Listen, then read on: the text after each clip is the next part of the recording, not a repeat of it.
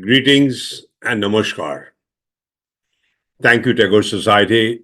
Thank you, University of Houston, for offering me this wonderful opportunity to share my thoughts on Rabindranath Tagore, whose life, work, and ideas, whose connection with God and his relationship with nature offer powerful and relevant messages for humanity, perhaps more important now than ever before. Congratulations, Tagore Society, on 50 years of celebrating Tagore's legacy. May the next 50 years be even more purposeful in advancing his thoughts, rescuing the inner beauty of our civilization. And may I humbly suggest, with even more ambition and elevated mindset, which is urgently required and critically important today. Some of you may know I share a special connection with Gurudev, born on the same day, same city, just 9 decades apart. My curiosity since my early childhood about him has only deepened as I've explored the visible and invisible footprints he has left across multiple streams of life. Particularly impressive for me is how he represented the ancient philosophies of the Indian subcontinent in its purest forms, in most artistic and melodic ways, through his poems and songs, his writings and speeches, and his actions and deeds as an expression of divinity. He was a true guardian of world affairs, inspiring scientists and politicians, farmers and fishermen alike, while viewing himself as a humble prayer in service of nature and humanity. As I traveled through life across 3 dozen nations, working on strategic issues at macro and microeconomic levels, I increasingly realized that the likely answers to multiple tensions in our civilization are indeed embedded in Tagore's thoughts, a few explicit, several implicit. Naturally, my thirst to understand Tagore's work has grown and continues to grow. Over time, to me, Tagore's persona emerged as infinite across the dimensions of space and time, naturally borderless and always relevant. In short, to share my emotion towards him, I have to quote Tagore himself, Shimar Majhe Oshim Tumi. Within the finite, you are infinite. So he was, and so he is, in my mind, the spirit of infinite within the finite limits of our physical and intellectual reality. Just to complete the quote in Bengali, to bring out a little bit more message of that quote, Shimar Majhe Oshim Tumi, Bajao Apon Shur, Amar Moddhe Tomar Prokash, Tai Eto Madhur. So Tagore could feel the presence of God as infinite within his finite self, and also permeating everything in the universe, but not as super dynamics, not remote and self-isolated, but part of the total continuum. Many of you would recall during my unveiling of his statue last year at the Tagore Memorial Grove at the Ray Miller Park in Houston, I was inspired to say that if the spirits of history, great thinkers such as Aristotle, Socrates, Plato and Dante, Galileo and Newton, Adam Smith or Abraham Lincoln, Karl Marx, Henry Thoreau, Picasso, Einstein, and Max Muller were present, they would all bow down in reverence to Tagore, a representation of them all merged in one soul. I do believe the popular perspective on Tagore does only partial justice to what he really means for the advancement of our civilization. So today's talk I have titled, The Essence of Tagore. Could his Gestalt power us towards an enlightened civilization? In that spirit, I will cover 3 points. First, Jurashako, the incubator and Tagore as his perfect manifestation. Second, Tagore the polymath, a rare expression of multidimensional personality. And finally, why I believe Tagore's thought should power human evolution towards an enlightened civilization. So first, let's consider Jorasanko, the environment in which Tagore's thought processes were incubated. He imbibed the Upanishad spirit at home from his father, Rabindranath Tagore, and was influenced by the spiritual, literary, and national movements gaining tremendous force in Bengal during his formative years. Tagore himself acknowledged that he was born at the confluence of three powerful movements in Bengal: the spiritual movement begun by Raja Ram Mohan Roy, his father Dwarkanath, and his grandfather Dwarkanath, and his father Debendranath. The literary revolution in Bengal, influenced by illuminaries like Ishwar Chandra Vidyasagar, Bankim Chandra Chatterjee, Michael Madhusudan Dutt, and the gaining national movement seeking freedom from foreign rule. He was a product of these three forces. These movements fermented in Tagore's mind, erupting a volcanic force that touched various aspects of our civilization in crisis, a global socioeconomic and geopolitical system unsure of its future. And the country where he was born, while being philosophically rich, struggling to be free itself and fight poverty. He emerged as a multidimensional, universal man, transcending borders of all kinds: cultural, geographical, ideological, and theological. That brings to my second point, Tagore, the true polymath. While we revere Tagore for his prolific artistic and literary output, over 2,000 songs, 1,000 poems, 24 plays, 8 novels, dance dramas, short stories, essays, speeches and sketches, 3 national anthems, and of course, as a Nobel laureate, I want to highlight his role as a believer in the divinity of each individual, a globalist and humanist, an economist, as a social reformer, as an education reformer who engaged with complex issues with courage and compassion to draw out the goodness of humanity in harmony with the universe. In that spirit, let me share how I relate to the multidimensionals that define Tagore. As an expression of divinity, I could only quote Romarola, the Nobel laureate from France in literature, called Tagore the ambassador of eternal consciousness. Tagore's songs express his deep connectivity with God. As many of you know, Amar Retumi Ashesh Korecho, Omni Lila Tabo, Furai Fele Abar Borecho, Jibon Nabo Nabo. In his own words, Tagore translated, "Thou hast made me endless, such is thy pleasure.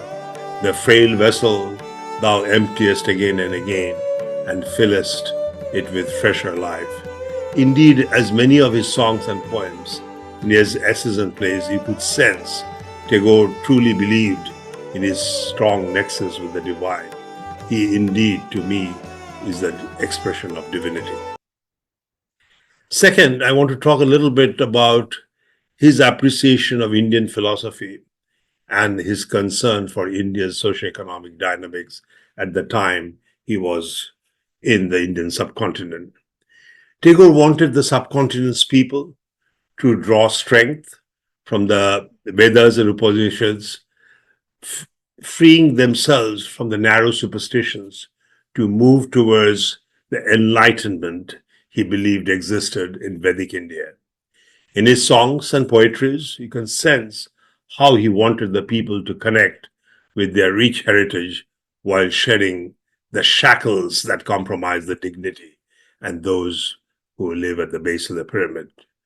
To capture the sentiments of the past glory of India in relation to the present struggles, let me quote a small passage from Tagore himself, which I came across in the first Prime Minister of India, Nehru's book, The Discovery of India. And Tagore wrote, To know my country, one has to travel to the age when she realized her soul, thus transcended her physical boundaries, when she revealed her being and radiant magnanimity, which illumined the eastern horizon, making her recognized as their own by those in the alien shores who were awakened into a surprise of life. And now, when she has withdrawn herself in her narrow barrier of obscurity into miserly pride of exclusiveness, into a poverty of mind, dumbly revolves around itself an unmeaning reputation of a past that has lost his light and has no message for the pilgrims of the future. It is indeed very touching. I also feel we have a rich, awakening philosophy, but our day-to-day life, we have failed to express that deep philosophy which Tagore also felt. Third, let me talk a little bit about, as a globalist, as a guardian of our planet. That is best expressed in Tagore's telegram to President Franklin D. Roosevelt during the Second World War. Showed his deep concern for the world, his expectation of the United States' global role, and his sorrow at his motherland's fragility under foreign domination. He wrote, "Today we stand in awe before the fearfully destructive force that has so suddenly swept the world. Every moment I deplore the smallness of our means and the feebleness of our voice in India, so utterly inadequate to stem in the least the tide of evil that has menaced the permanence of civilization. All our individual problems of our politics today have merged into one supreme world politics, which I believe is seeking the help of the United States as a large refuge of spiritual man." Through many such notes to the world leaders, he emerged as a true guardian of the world, tried to influence answers to complex issues of the first half of the 20th century. Now let me talk a little bit of Tagore as an upholder of freedom, but not nationalism. Tagore continuously advocated spiritual values and the creation of a new world culture founded on multiculturalism, diversity, and tolerance. While supporting the Indian independence movement, he later became quite critical of narrow nationalism and its potential to divide communities. He promoted a broader, inclusive nationalism based on cultural and spiritual unity rather than political boundaries. Notably, he never expected the partition of India, as he advocated freedom of the people in the subcontinent. Inclusion, not division. But as you guys know, today we have unfortunately segmented the world into multiple little pockets, which clearly creates a major struggle for the world. Fifth, as an inspiration to the scientific community, Tagore's imaginative spirit inspired scientists like Heisenberg, Schrödinger, Niels Bohr, Albert Einstein, our own Jagadish Chandra Bose, Prafulla Chandra Ray. And his ability to weave together science, philosophy, art offered a holistic view of the universe, enriching the scientific community's appreciation of their work's broader implication. Heisenberg once said, "Tagore's work echoes the principles of uncertainty and interconnectedness that we encounter in quantum physics." As did Niels Bohr, expressed, Tagore's reflections on the cosmos and the human spirit provide a valuable counterpart to scientific analysis. His poetic vision helps illuminate the deeper implications of our scientific discoveries. I do believe in his quest to connect with the divine, he exhibited a really rare courage in his inner conscience to challenge and inspire scientists across multiple disciplines. I do believe this aspect of Tagore's thought process required deeper understanding to drive the mainstream thinking and inspiration in scientific community, particularly as we enter the era of artificial intelligence. As you know, artificial intelligence is logical, sequential, which is largely done by our left brain. But Tagore talked about both the right brain development and the left brain development, particularly focusing on the right brain, which is all about developing one's imaginative capacity. As an economist, which Tagore is rarely known for, but I am very proud to share that as Tagore could sense how the 19th and 20th century industrialization, leading to city-centered capitalism, could continue to increase the wealth gap in the subcontinent, which we all have experienced, and we are seeing that happening all around the world. So he advocated village-centered economic development through cooperatives that serve the local ecosystem and negotiated better terms with big businesses. While Adam Smith and Karl Marx promoted their ideas through books like The Wealth of Nations and Das Kapital, Tagore not only advocated for an economic system beyond capitalism and socialism, which I term humanism, but also experimented with these ideas, particularly often against the interests of his own zamindari estate. As some of you may know, he actively advocated for empowering rural India to set up several economic initiatives for stimulating enterprising spirit at the base of the pyramid. From Shurul Grambonayan Kendro, in English, Village Development Center at Shurul, in 1922, to Vishwa Bharati Central Cooperative Bank in 1927, in between many societies were organized so that he could really create a tremendous buoyancy at the base of the pyramid, and he did. As a social reformer, Tagore was critical of rigid social hierarchies, caste discrimination, gender inequality, and religious fanaticism prevalent in Indian society. Through his writings and speeches, he challenged these oppressive norms and advocated for a secular, inclusive society where people of different faiths, different religions could coexist peacefully and appreciate each other's thought processes. He particularly championed women's education and empowerment and establishing schools for girls, depicting strong female characters, as many of you know in his works, who challenged traditional gender roles. As an educationist with a global reach, Tagore is particularly special. As many of you know, Tagore advocated for a strong alternative to the British imposed education system, combining the best of traditional Hindu education with Western ideals. He promoted a more open and creative approach where students could learn through direct engagement with nature, arts, and community life with common people, fostering critical thinking, creativity, and social responsibility. Vishwavarati University, which he founded in 1921 at Shantiniketan, became the center for the world for holistic education, integrating arts, humanities, sciences, focusing on individual creativity and moral development.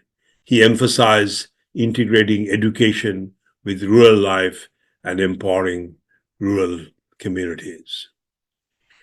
During a discussion with Tagore and H.G. Wells on a universal man and the power of self-expression, one could sense how intensely Tagore believed that through the preservation of local languages while developing holistic appreciation of global challenges, one could seek true enlightenment. Tagore's multicultural educational efforts inspired many, particularly in Europe, including his friend, Count Hermann Kesarling of Estonia. So, as you could sense, Tagore is indeed multidimensional, and he touched so many different dimensions of life, from politics to science to social reform to education to banking for the poor. So now I want to spend a little bit on how Tagore's thoughts should power human evolution for the next couple of centuries towards an enlightened civilization. And I do believe in it. I want to put forward some of my thoughts in this particular subject. In his essay, Crisis in Civilization, written just days before his last birthday, in April 1941, Tagore expressed a firm belief in the divinity of human race and hope for new dawn rising from the east. He wrote, "As I look around, I see the crumbling ruins of a proud civilization strewn like a vast heap of futility. And yet, I shall not commit the grievous sin of losing faith in man. I would rather look forward to the opening of a new chapter in his history after the cataclysm is over and the atmosphere rendered clean with the spirit of service and sacrifice. Perhaps that dawn will come from the horizon, from the east where the sun rises. Deep inside inner sanctum of my heart, I question, could we be ambitious enough to influence the emergence of this dawn, which Tagore cherished?" But since the passing of Tagore, unfortunately, we have seen multi-vector conflicts, from the Korean War, the Vietnam War, to the current struggles in South China Sea, the endless conflicts in the Middle East, the Israel-Palestine struggle, the Russia-Ukraine war, and multiple conflicts in Africa. At the same time, we see the accelerating disequilibria of ecology, equity, and ethics, which are severely disrupting the fundamental laws of nature and lives of common people around the world. So, we must engage with the future with the new perspectives that helps humanity connect divinity and nature more elegantly, more enlightenedly. I believe Tagore's thoughts and acts, expressed across multiple vectors of life, in his songs and speeches, poetries and proses, letters and lectures, short stories and novels, can help us make a tectonic shift towards a more enlightened state of being. His teachings need to be at the heart, I really mean at the heart, of developing the next phase of global civilization, moving us from the current state of what I would call turbulent decadence to a steadier state of enlightenment, attaining a peaceful dynamic of progress which is equitable, ethical, ecologically friendly, and most importantly, sustainable for the long term.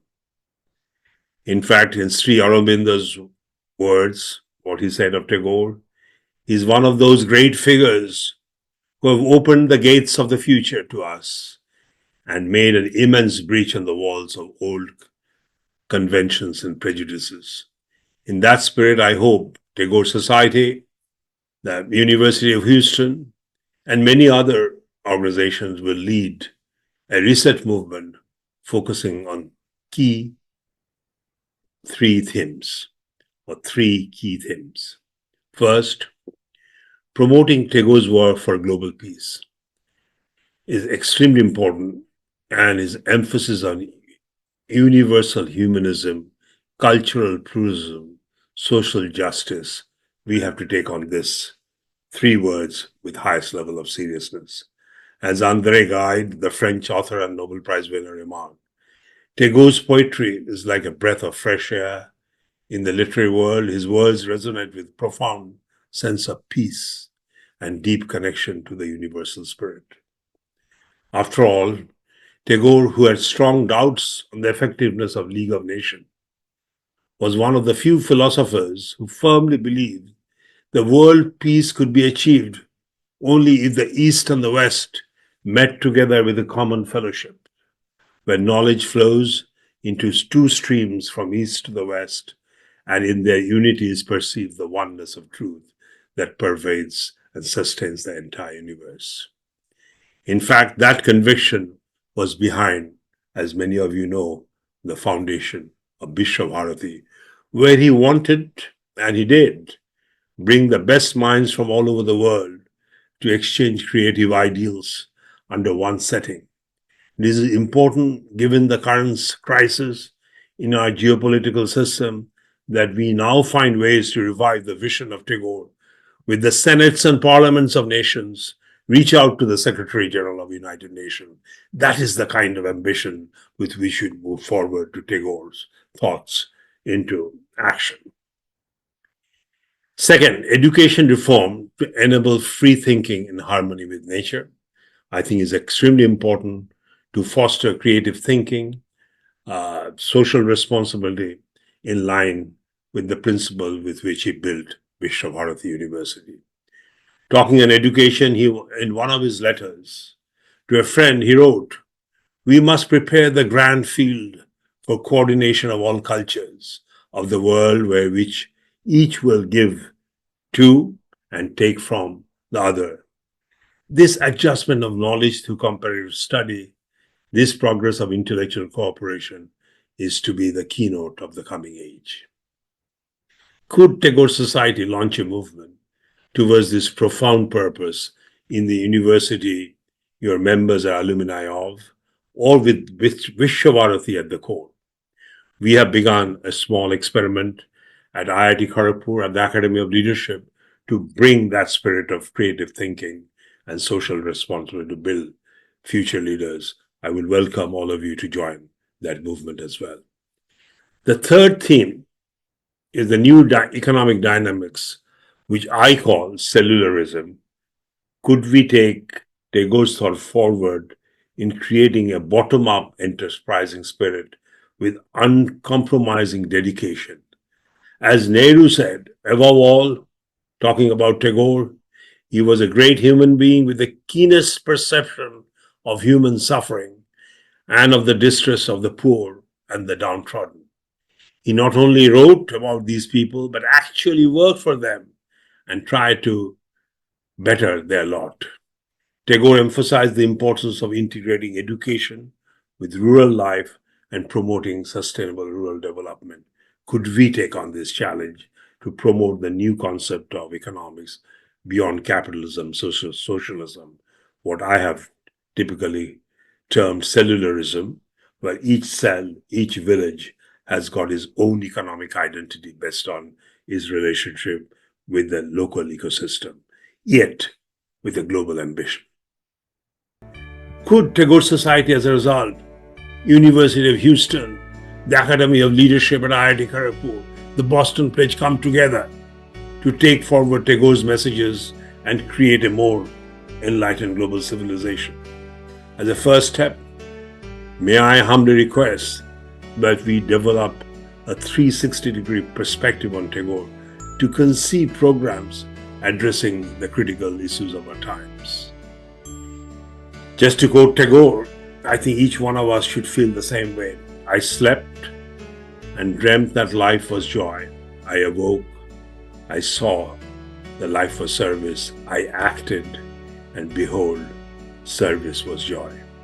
If each one of us today could commit to that statement, there are ample number of problems around us. And if we can focus using the sound bites of Tagore's poems and poetries, songs and essays, I think we could create a new world. I'm personally ready to dedicate myself to such a journey, and I hope we can all come together to take this journey forward. Thank you for your attention and patience. Namaskar.